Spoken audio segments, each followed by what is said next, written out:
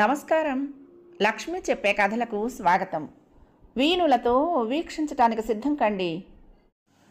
ప్రియ సఖులు, ఇప్పుడు మనం ప్రముఖ రచయిత్రి శ్రీమతి అత్తలూరి విజయలక్ష్మి గారు రచించిన గూడు చెదిరిన గువ్వలు ధారావాహిక నుండి 5వ భాగం వినేద్దామండి. సృజన ఇంటికి వెళ్ళేటప్పటికీ హాల్లో పెద్ద పులిలా కూర్చుని ఉన్నాడు శివాజీ. చెప్పులు వదిలి లోపలికి వెళ్ళిపోయింది సృజన. బట్టలు మార్చుకోవటానికి తలుపు ఓరగా వేస్తూ ఉంటే పిడుగులా వచ్చాడు. కాలు అడ్డం పెట్టి గుమ్మం లోపలికొచ్చి, ఎంత సంపాదించావు, ఇలా ఇవ్వు అంటూ చెయ్యి సాచాడు. సంపాదన ఏంటి, నేనేం రోజు కూలి చేస్తున్నానా? అయోమయంగా చూస్తూ అడిగింది సృజన. శివాజీ వికటంగా నవ్వాడు. రోజు కూలీ చేసేవాళ్ళకే కాదే రోజు డబ్బొచ్చేది. విజయ్ లాంటి వాడి దగ్గర పడుకున్న వాళ్ళు కూడా గంటకింతన సంపాదిస్తారు. ఆఫీస్ అయిపోయాక 3 గంటల పాటు నువ్వు ఎక్కడెక్కడ తిరిగొచ్చావో అడగను, ఎంత సంపాదించావో మాత్రం అడుగుతాను. కమాన్, ఇలా ఇవ్వు నీ సంపాదన. చెప్పు తీసుకొని కొడతాను. ఉరిమి చూసింది సృజన. ఇప్పుడు ఆమె మనసులో అతని పట్ల ప్రేమ కానీ గౌరవం కానీ లేదు, భయం అసలే లేదు. అతన్ని చూస్తూ ఉంటే ఓ అసహ్యకరమైన జంతువునేదో చూస్తున్నట్టుగా అనిపిస్తోంది. మరీ ఎక్కువగా మాట్లాడితే ఎడంకాలి చెప్పు తెగిందాకా కొట్టేంత ఆవేశం ఉంది ఆమెకు. కొందరు ఆడవాళ్ళు అనవసరంగా తిరగబడరు, కానీ తిరగబడాల్సిన అవసరం కలిగితే మాత్రం దేనికి వెనకాడరు. సృజన అలాంటి ఆడపిల్ల. ఇప్పుడు ఆమెకు ఏ మొహమాటాలు లేవు. అందుకే మొండిగా కర్కశంగా అంది, రాస్కేల్, ఏంటి కూసావు? నేను నీలాంటి ఊరకుక్కను కాదు, మనిషిని. నాకు కొన్ని సిద్ధాంతాలు, నీతి నిజాయితీ ఉన్నాయి. ఏం మాట్లాడుతున్నావు? ఆహా, నీ అంత నిజాయితీ పర్రాలని నేను ఎక్కడా చూడలేదు, కానీ చాలా సంతోషించాం, మర్యాదగా డబ్బివ్వు అంటూ విసురుగా మొరటుగా ఆమె జాకెట్ లోపల చేయి పెట్టాడు. అతని గోళ్లు గుచ్చుకొని కెవ్వు మంది సృజన. చి దౌర్భాగ్యుడా, వదులు, పెనుగులాడింది. శివాజీ వదల్లేదు. సృజన చాచి చెంప పగలగొట్టింది. శివాజీ చెయ్యి అప్రయత్నంగా ఆమె జాకెట్ వదిలి తన చెంప మీద పడింది. మండుతున్న చెంప మీద చేత్తో రాసుకుంటూ నిప్పులు కక్కే కళ్ళతో చూస్తూ అన్నాడు, నన్ను కొడతావు కదూ, ఇంతకింత నీకు జవాబు చెప్తా, జాగ్రత్త. ఈ క్షణం నుంచి నీ బతుకు ఏం చేస్తానో చూద్దు గాని అన్నాడు. నిర్లక్ష్యంగా నవ్వింది సృజన. ఏంటి నువ్వు చేసేది? ఈ క్షణం నుంచి నీకు నాకు ఏ సంబంధము లేదు. నా జోలికి వచ్చాబట్టే పోలీస్ రిపోర్ట్ ఇస్తాను, జాగ్రత్త. విసురుగా లోపలికి వెళ్ళిపోయింది. శివాజీ భగ్గున మండుతున్న అగ్నిపర్వతంలా అయ్యాడు. ఎంత ధైర్యం, పోలీస్ రిపోర్ట్ ఇస్తుందా? ఆఫ్టర్ ఆల్ నా పెళ్ళం, దీనికి ఎంత పొగరా? వీల్లేదు, ఈ పొగరు యహం అణచాలి. ఎలా? సృజన కన్నా విసురుగా బెడ్రూమ్లోకి వెళ్ళిపోయాడు. అతనికి కాలు నిలవటం లేదు. మనసు రగులుకు పోతుంది. సృజనను ముక్కలుగా నరకాలనుంది, నిలువున చీరేయాలనుంది.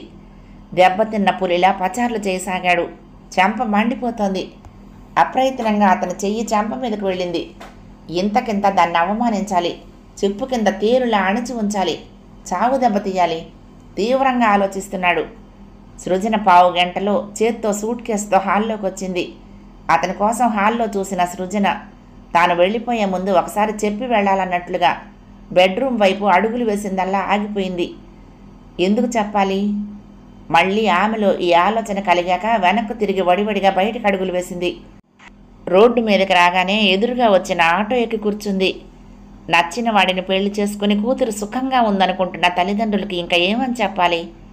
తన నిర్ణయం పట్ల, తన తెలివితేటల పట్ల అంతులేని విశ్వాసం ఏర్పరచుకున్న అమ్మా నాన్న ఏడాది కాకుండానే కూలిపోయిన సంసారాన్ని చూసి తమ విశ్వాసం వికటించిందని తెలిసి ఏం చేస్తారు? ఇంతవరకు తన సంసారం సజావుగా సాగుతోందని అనుకుంటున్నారు. ఈ విషయం తెలిస్తే వాళ్ళు కుమిలిపోతారు. విజయ్కి ఈ విషయం తెలిస్తే హేళనగా నవ్వుతాడేమో. పెళ్ళి, భర్త, పవిత్రత అంటూ డైలాగులు చెప్పావు, ఏమైంది నీ పెళ్ళి, అప్పుడే పెటాకులైపోయిందా అంటాడేమో. తాను ఇప్పుడు ఈ పరిస్థితుల్లో వైదేహి ఇంట్లో ఉంటే విజయ్కి తప్పకుండా తెలుస్తుంది. సృజనకు ఏడుపు వచ్చింది.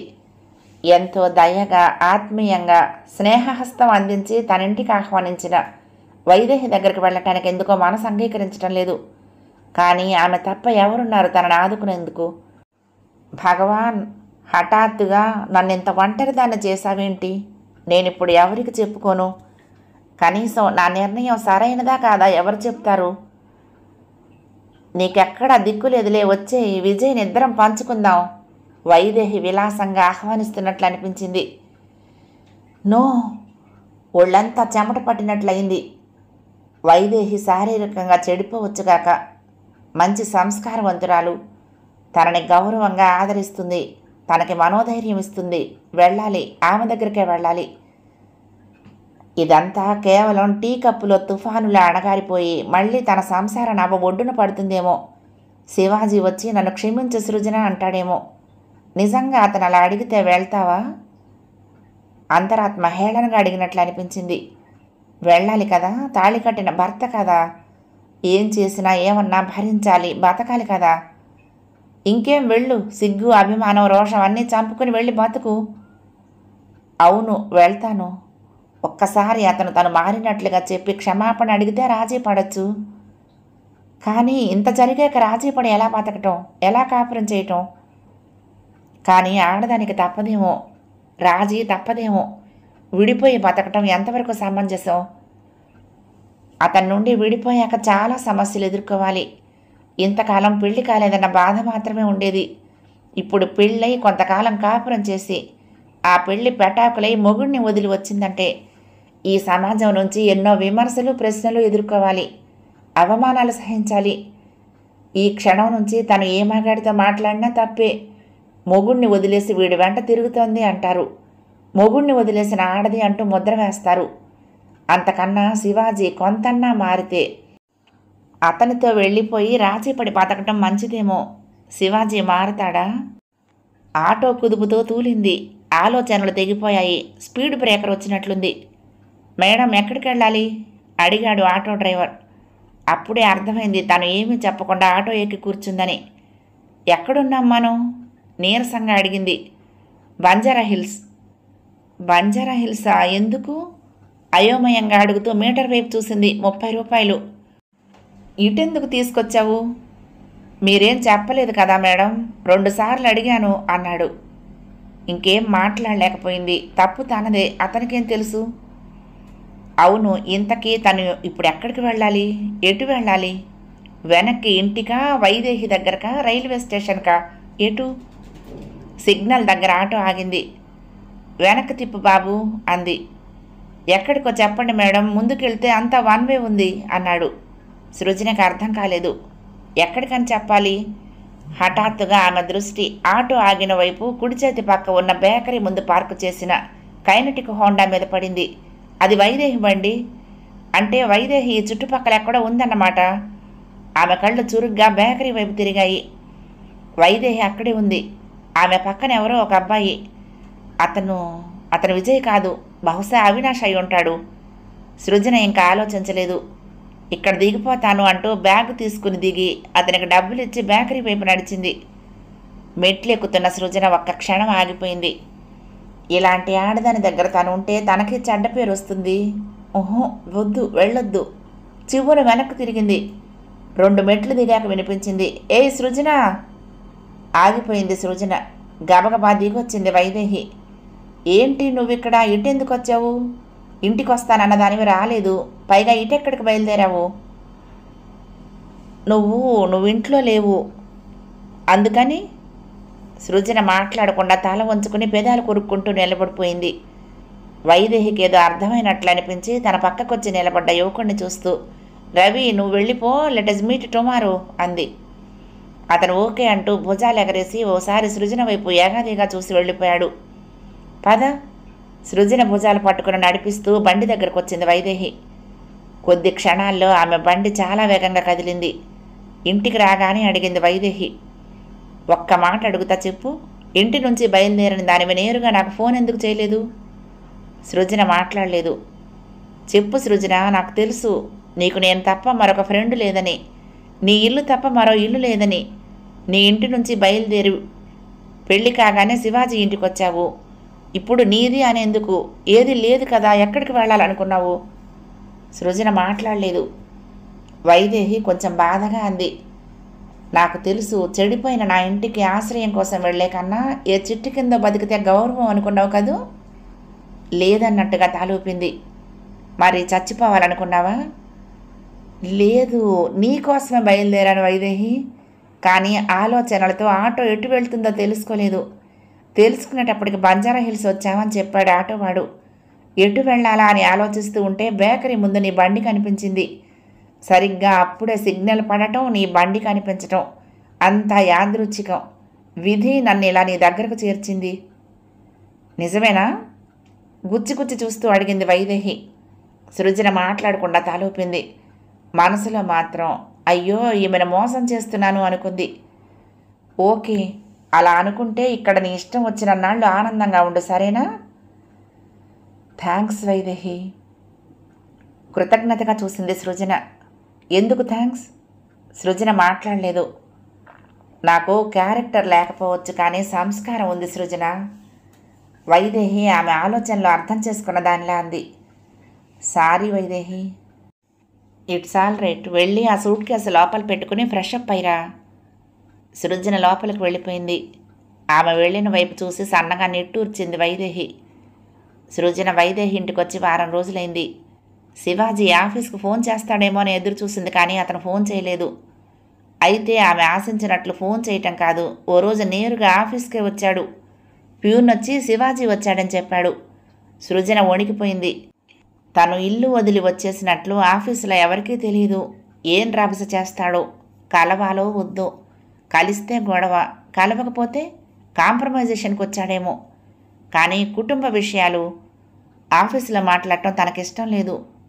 అతన్ని కలవాలా వద్దా? సమయానికి వైదేహి లేదు. ఇప్పుడు ఏం చెయ్యాలి? తను లేనని వాచ్మెన్తో చెప్పిస్తే ఎక్కడికి వెళ్ళింది, ఎన్ని రోజులు లీవ్ పెట్టింది, ఇలాంటి యక్ష ప్రశ్నలు వేస్తాడు. నిజం చెప్తున్నాడో లేదో అని లోపలికి వచ్చినా వస్తాడు. ఎలా? ఆమెకేం చేయాలో అర్థం కాలేదు. ఇంతలో బాస్ పిలుస్తున్నాడని మరొక ప్యూన్ వచ్చి చెప్పడంతో బతికాన్రా భగవంతుడా అనుకుంటూ ఏం జరిగితే జరగని అన్న మొండి ధైర్యంతో లీవ్లో ఉన్నానని చెప్పు అంటూ బాస్ ఛాంబర్ వైపు వెళ్ళిపోయింది. బాస్తో మాట్లాడి దడదడలాడే గుండెలతో సీటు దగ్గరకు వచ్చిన సృజనకు చెప్పాడు ప్యూన్. ఆమె అనుకున్నట్లే ఎందుకు రాలేదు, ఎక్కడికి వెళ్ళింది, అసలు రాలేదా, వచ్చి ఎక్కడికైనా వెళ్ళిందా లాంటి ప్రశ్నలతో విసిగించాడని చెప్పాడు. సర్లే నువ్వు వెళ్ళు అంది సృజన అతని చూపుల నుంచి మొహం తిప్పుకుంటూ. మేడం, సారు ఊళ్ళో లేకుండా ఎన్ని దినాలు? అనుమానంగా అడిగాడు. భార్యాభర్తలైన వాళ్ళిద్దరికీ ఒకళ్ళ గురించి ఒకళ్ళకి తెలియకపోవటం ఏమిటో, ఆయన ఈవిడ్ని వెతుక్కుంటూ ఆఫీస్కి రావటం ఏమిటో, ఈవిడ లేనని చెప్పించడం ఏమిటో అతనికి అర్థం కాలేదు. ఏం లేదులే, నేను అమ్మ వాళ్ళ ఊరు వెళ్తానంటే వద్దన్నారు, అందుకే బుద్ధి రావాలని ఇలా చేశాను. నోటికొచ్చిన అబద్ధం చెప్పింది. గట్లనా? నవ్వుకుంటూ వెళ్ళిపోయాడు అతను. ఛా, ఈ వెధవకు కూడా తను ఆన్సర్బుల్ అవ్వాల్సి వచ్చింది. ఛీ, ఏం బతుకు! మొగుడిని వదిలేయటానికి కూడా ఆడదానికి స్వాతంత్రం లేదు ఈ దేశంలో. సాయంత్రం ఇంటికి వెళ్ళేటప్పటికి వైదేహి నెమ్మదిగా చెప్పింది. శివాజీ నాకు ఫోన్ చేశాడు అంది. ఏమన్నాడు? ఆత్రంగా అడిగింది సృజన. వైదేహి నవ్వింది. ఏమనటానికైనా ధైర్యం ఉందా? ఏమీ అనలేదు. సృజన నీ దగ్గరకు వచ్చిందా అన్నాడు. రాలేదన్నాను. ఓ గాడ్! గట్టిగా ఊపిరి పీల్చి వదిలింది. వైదేహి సృజన వైపు చూసి మౌనంగా ఉండిపోయింది. సృజన కాళ్ళు చేతులు కడుక్కోవటానికి బాత్రూమ్ వైపు వెళ్ళింది. నిజానికి శివాజీ వైదేహికి ఫోన్ చేసి నానా తిట్లు తిట్టాడు. నువ్వు చెడు తిరుగుళ్ళు తిరుగుతూ నా భార్యను కూడా చెడగొడతావా అంటూ మండిపడ్డాడు. వైదేహి ఏం మాట్లాడకుండా అతను అలసిపోయిందాకా అతని తిట్లు విని ఫోన్ పెట్టేసింది. ఈ విషయం చెప్తే సృజన బాధపడుతుంది. నా వల్ల నీకు కష్టాలు వచ్చాయి అంటూ వెళ్ళిపోయినా వెళ్తుంది. అందుకే వైదేహి ఆ క్షణం అబద్ధం చెప్పింది. మర్నాడు వైదేహి ఏదో పని మీద బెంగుళూరు వెళ్లాల్సి వచ్చింది. ఆమెకు వేరే వ్యాపకాలు కొన్ని ఉన్నాయి. అవేమిటో సృజనకు తెలియదు. తెలుసుకోవాలని ప్రయత్నించలేదు. ఆ పనుల మీద మధ్య మధ్య వైదేహి ఊళ్ళు తిరుగుతూ ఉంటుంది. సృజన ఒక్కతే ఇంట్లో ఉండిపోయింది. శివాజీ వచ్చి గొడవ చేస్తాడేమోనని భయం వేసింది. గొడవ చేస్తాడని ఎందుకు అనుకోవాలి? బతిమాలొచ్చు. పొరపాటైపోయింది, ఇంటికి వచ్చే సృజన అంటాడేమో. తను పొరపాటు చేసిందా? 2 రోజులు వైదేహి దగ్గరుండి వెళ్ళిపోవాల్సింది. అనవసరంగా సంసారం పాడు చేసుకుంటోందా? ఏమిటో ఏమీ అర్థం కావటం లేదు. రేపు వెళ్ళాలి. అవును, వెళ్ళిపోవాలి. అది తన ఇల్లు. శివాజీ తన భర్త. చట్టపరంగా ఆ ఇంటి మీద, ఆ వ్యక్తి మీద తనకి కొన్ని హక్కులున్నాయి. ఆ హక్కు ద్వారా తన జీవితాన్ని నిలబెట్టుకోవాలి. సృజన అలా ఆలోచనలతో 12 దాకా కలత నిద్రతో గడిపింది. 12 దాటాక ఎప్పటికో నిద్ర పట్టింది. మర్నాడు మామూలుగా లేచి ఆఫీస్కి వెళ్ళింది. ఆఫీసులో కూర్చుని సీరియస్గా పనిచేసుకుంటున్న సృజన దగ్గరికి రిజిస్టర్ పోస్ట్ వచ్చింది. ఎక్కడి నుంచబ్బా? కవరుపై ఫ్రమ్ అడ్రస్ చూసింది, కానీ అక్షరాలు సరిగ్గా లేవు, అలికినట్టుగా ఉన్నాయి. పేరు హరికుమార్. ఎవరి హరికుమార్? కనుబొమ్మలు ముడిపడ్డాయి. అక్షరాలు కూడా తీసుకుంది. హరికుమార్ అడ్వకేట్. అడ్వకేట్ దగ్గర నుంచి ఏమొచ్చి ఉంటుంది? కవర్ చింపింది సృజన. Legal notice. తన భార్య ప్రవర్తన మంచిది కాదు కాబట్టి, ఆమెకు అనేక రకాల వ్యక్తులతో అక్రమ సంబంధాలు ఉన్నాయి కాబట్టి, ఆమెకు తాను విడాకులు ఇవ్వదలుచుకున్నట్లుగా శివాజీ పంపిన నోటీస్. సృజన చేతులు వణికాయి. భయంతోటో బాధతోటో కాదు, ఆవేశంతో. తన క్యారెక్టర్ మీద మచ్చ వేసేంత గొప్పవాడా శివాజీ? ఇలాంటి వ్యక్తి కోసమే తన క్యారెక్టర్ ఎంతో జాగ్రత్తగా కాపాడుకుంది. ఎంత అన్యాయం, ఎంత దారుణం! ఇలాంటి వ్యక్తి దగ్గరక అన్నీ మర్చిపోయి తను వెళ్ళాలనుకుంది. తను భయపడుతుందని ఇచ్చాడా, బెదిరించడానికి ఇచ్చాడా? పరిగెత్తుకుంటూ వెళ్ళిపోయి కాళ్ళు పట్టుకొని, విడాకులు ఇవ్వద్దు, నీ పాదాల దగ్గర ఇంత చోటివ్వు చాలు అంటుందనుకున్నాడా? లేక నిజంగానే తనకు విడాకులిచ్చి మరొక పెళ్లి చేసుకోవాలనుకుంటున్నాడా? సృజనకు ఇంకా పనిచేయాలనిపించలేదు. గుండె మండిపోతోంది. అణువణువు అవమాన భారంతో దహించుకుపోతోంది. తాను లాయర్ని కన్సల్ట్ చేయొచ్చుగా. ఎలా? ఏం చెయ్యాలి? సమయానికి వైదేహి కూడా లేదు. ఎక్కడి నుంచి సృజన లీగల్ నోటీస్? కొలీగ్ రామాదేవి అడిగింది. ఉలిక్కి పడింది సృజన. అబ్బే ఏం లేదు, ఏవో మా ప్రాపర్టీ సమస్యలు అంది. సృజన ఒక్క మాట అడగనా, ఏమనుకోగా? చెప్పు. అదిరే గుండెల్ని చిక్కపట్టుకుని అంది. నువ్వు మీ ఆయన్ని వదిలి వైదేహి దగ్గర ఉంటున్నావుగా? ఎవరు చెప్పారు? ఎవరైతే ఏంలే, ఏంటి గొడవ? సంసారం అన్నాక 1,00,000 గొడవలు ఉంటాయి సృజన, సర్దుకుపోవాలి. ఇంతకాలం తర్వాత పెళ్ళయింది. ఆ పెళ్ళి కాస్త పెటాకులు చేసుకుంటే ఎలా బతకగలవు? నువ్వేం వైదేహిలాగా ధైర్యం ఉన్నదానివి కూడా కాదు చెప్పిందామె. రమా కొంచెం సీరియస్గా పిలిచింది. ఇవన్నీ నా పర్సనల్ విషయాలు రమా. నేను చెప్పందే ఈ విషయాలు డిస్కస్ చేసే అధికారం ఎవరికీ లేదు. దయుంచి ఇంకెప్పుడు నా పర్సనల్ విషయాలు మాట్లాడొద్దు. బాయ్. టేబుల్ మీద కాగితాలన్నీ డెస్క్లోకి తోసి బ్యాగు తీసుకొని లేచి నిలబడింది. ఏదో తోటి ఆడదానివని మంచి సలహా చెప్పాలనుకున్నాను. ఇంత అహంకారమా నీకు? అందుకే ఏడాది కూడా కాకుండా పెళ్లి విడాకుల దాకా వచ్చింది. విసురుగా వెళ్ళిపోయింది రామామణి. ఏమైంది? మిగతా వాళ్ళు అడుగుతున్నారు. రామామణి ఏదో చెప్తోంది. సృజన అవేం వినలేదు. గబగబా మేనేజర్ రూమ్కి వెళ్ళి తలనొప్పిగా ఉందని పర్మిషన్ తీసుకొని ఇంటికి వెళ్ళిపోయింది. అలా వెళ్ళిన సృజన లోపలికి వెళ్తూనే మంచం మీద వాలిపోయి బావురుమంది. చెప్పలేనంత దుఃఖం వచ్చింది ఆమెకు. ఏమిటి జీవితం? ఎటు వెళ్తున్నది? ఇదేనా తను సాధించగలిగింది? అటు పూర్తిగా పతివ్రతలా అయినా ఉండాలి, ఇటు వైదేహిలాగా విచ్చలవిడిగానైనా ఉండాలి. తనలాంటి వాళ్లకు జీవితంలో సుఖము శాంతి రెండూ ఉండవు. అనుక్షణం పరిస్థితులతో పోరాడుతూనే ఉండాలి. వెక్కి వెక్కి ఏడుస్తూ అలాగే పడుకుండిపోయింది. ఎవరో తలుపు కొడుతూ ఉంటే మెలకు వచ్చింది సృజనకు. చటుక్కున లేచింది. ఇల్లంతా చీకటిగా ఉంది. తల బద్దలైపోతున్నట్టుగా ఉంది. బరువుగా కళ్ళు మండిపోతున్నాయి. నీరసంగా ఒళ్ళు తూలుతోంది. బలవంతంగా లేచి తూలుకుంటూ వెళ్ళి లైట్ వేసింది. ఇల్లంతా వెలుగుపరుచుకుంది. అలాగే వెళ్ళి తలుపు తీసింది. ఎదురుగా విజయ్ నిలబడి ఉన్నాడు. నువ్వా? అప్రయత్నంగా అడుగు వెనక్కి వేసింది. వైదేహి లేదా? అతను సిగరెట్ ఆఖరి దమ్ములాగి పీకను విసిరి పడేసి లోపలికొస్తూ అడిగాడు. లేదు, తడారిపోతున్న గొంతుకుతో చెప్పింది. నువ్వేంటి ఇక్కడున్నావు? అనుమానంగా చూశాడు ఆమె వైపు. ఏం లేదు, ఊరికినే. సృజన గబగబా అక్కడి నుంచి వాష్ బేసిన్ దగ్గరకు నడిచింది. చల్లటి నీటితో మొహం కడుక్కొని లోపలికి వెళ్ళి మొహానికి ఎంత పౌడర్ రాసుకుని జడల్లుకుంది. నింపాదిగా కిచెన్లోకి నడిచి మంచినీళ్ళు తాగుతూ కిటికీలో నుంచి పెరట్లోకి చూస్తూ నిలబడింది. హలో, ఎక్కడున్నావు? మంచినీళ్ళు కావాలి. సృజనకి అతనికి ఎదురుగా వెళ్ళటం ఎంతమాత్రమో ఇష్టం లేదు. అందున ఇలాంటి పరిస్థితుల్లో అతను ఇలా వస్తాడని అస్సలు ఊహించలేదు. తనదే తప్పు. వైదేహికి కావలసిన వాడు రాకుండా ఎలా ఉంటాడు? ఇప్పుడెలా? మళ్ళీ దగ్గరగా విజయ్ స్వరం వినిపించింది. మేడం, కొంచెం మంచినీళ్ళు ఇస్తారా? సృజన చివ్వున తల తిప్పి చూసింది. వంటగది గుమ్మంలో పొడుగ్గా నిలబడి ఉన్నాడు. తన చేతిలో ఉన్న గ్లాసులో మిగిలిన నీళ్లు గటగట తాగి మరొక గ్లాసుతో అతనికి మంచినీళ్ళు అందించింది. నీళ్లు తాగి గ్లాస్ ఆమె చేతికిస్తూ, ఒంట్లో బాగలేదా అన్నాడు. సృజన మాట్లాడలేదు. రా, హాల్లో కూర్చుందాం అంటూ హాల్లోకి దారితీశాడు. మౌనంగా అనుసరించింది సృజన. నాకు తెలుసు నువ్వు శివాజీ త్వరలో విడిపోతారని. చివ్వున తల తిప్పి చూసింది.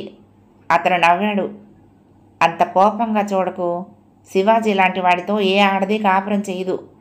వాడు రూపాయి ఖర్చు పెట్టడానికి 100 సార్లు ఆలోచిస్తాడు. భార్యను బానిసలా చూస్తాడు. వాడి సంగతి నాకు బాగా తెలుసు.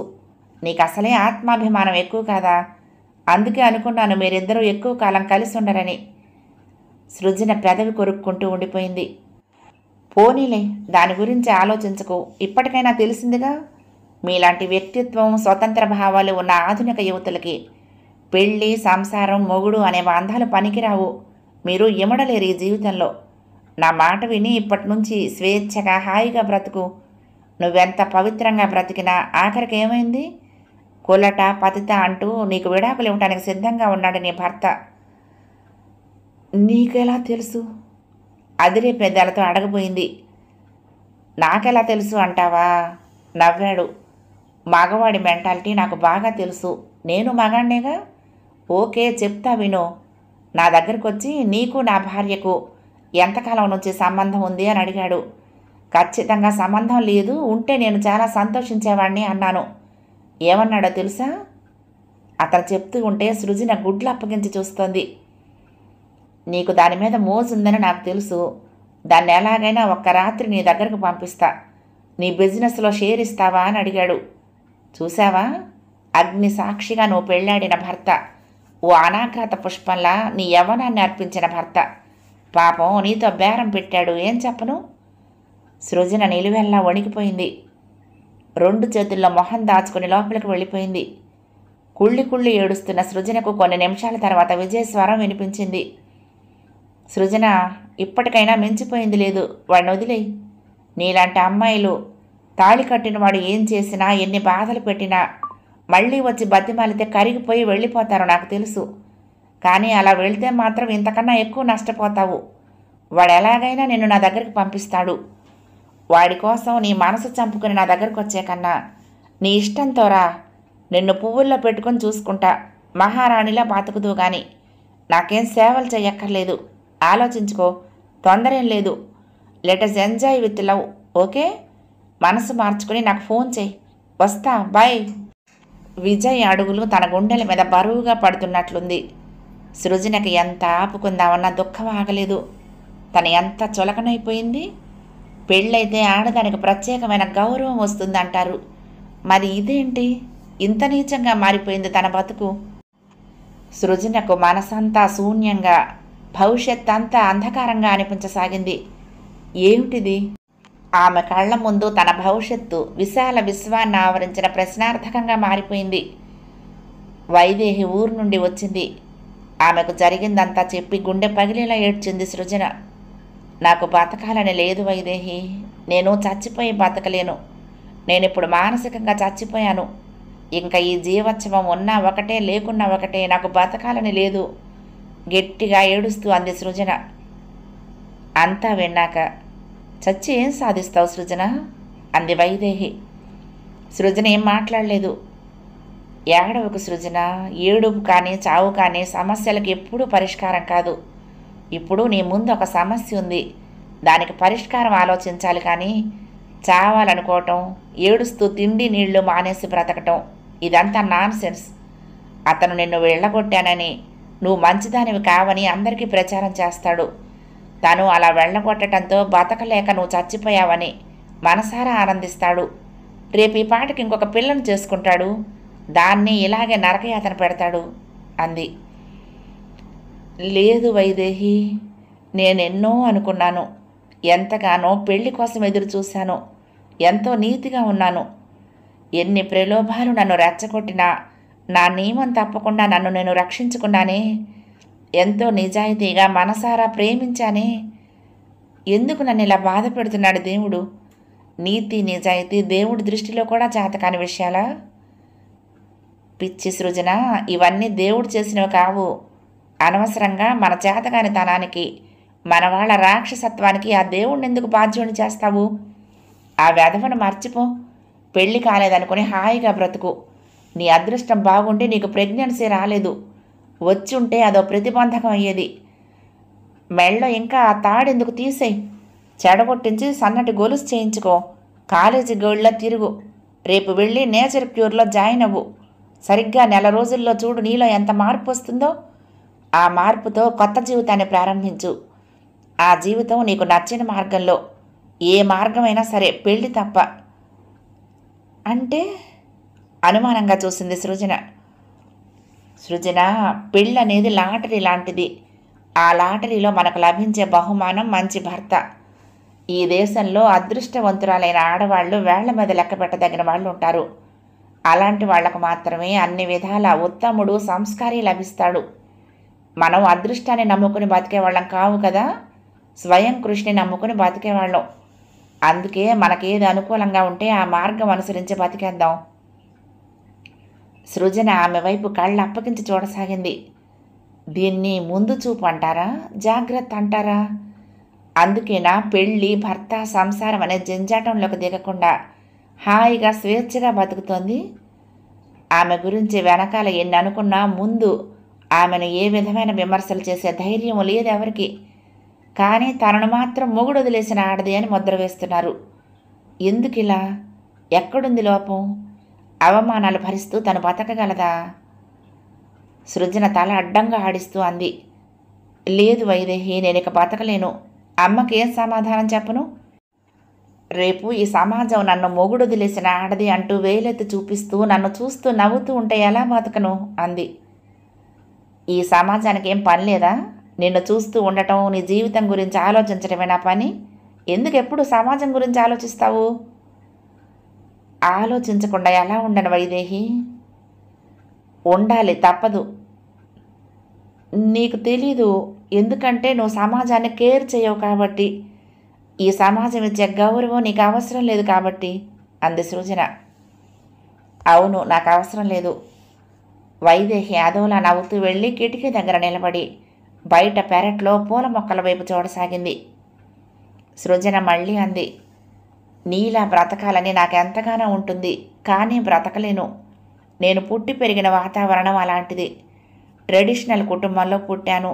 దానికి తోడు మా పేదరికం. పేదవాళ్ళు తప్పనిసరిగా తన చుట్టూ ఉన్న వాళ్ళని కేర్ చేయాలి. చెయ్యొద్దని అనుకుంటే కుదరదు. కూటికి లేని వాళ్ళకు కూడా ఇంత పొగరా అంటారు. నీలాగా నేను కూడా గొప్పింట్లో పుట్టుంటే నీలాగే ఉండేదాన్ని. వైదేహి చివుక్కున సృజన వైపు తిరిగి గట్టిగా అంది. సృజన, బస్ స్టాప్ ఇట్. సృజన నివ్వెరపోయింది ఆమె స్వరంలో వినిపిస్తున్న తీవ్రతకి.